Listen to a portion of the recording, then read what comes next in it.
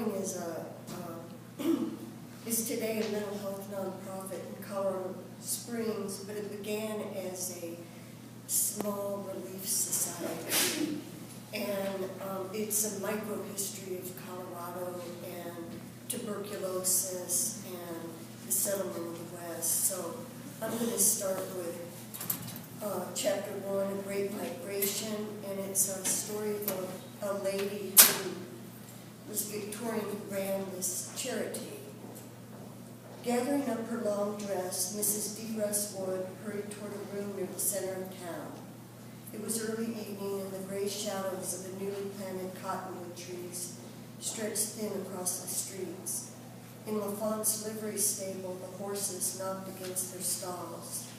Carpenters and brick masons had quit for the day, leaving their tools inside the half-finished cottages and large brick homes taking shape on Nevada and Cascade Avenues.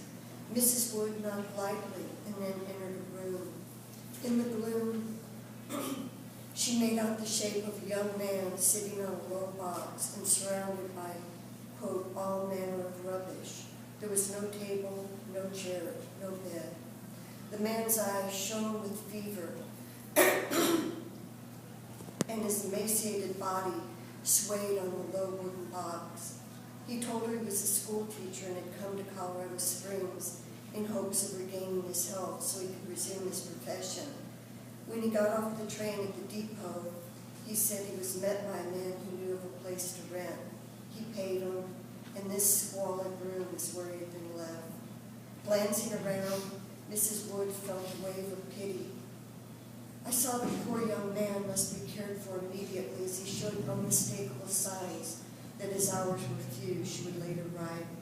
Mrs. Wood called another member of the town's newly formed relief society, and together they procured a carriage and transported the man to more decent surroundings.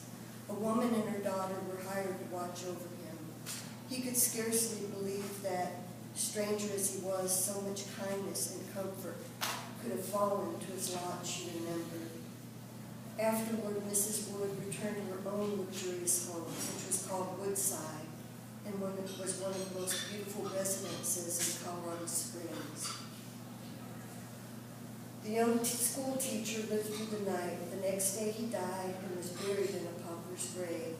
His wallet was forwarded to Mrs. Wood. Inside, she found enough money to pay his caretakers and a sheaf of testimonials recommending him as a teacher.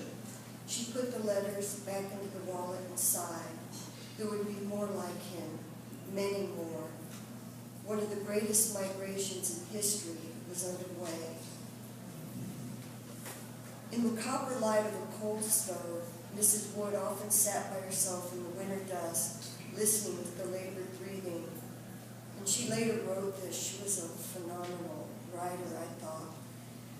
I have attended by the bedside of the dying in the late evening hour to partake with them of their last supper, she would write, and have waited beside the dying till the last sigh was over, and at one time with no one to close the eyes and fold the hands upon the breast but myself.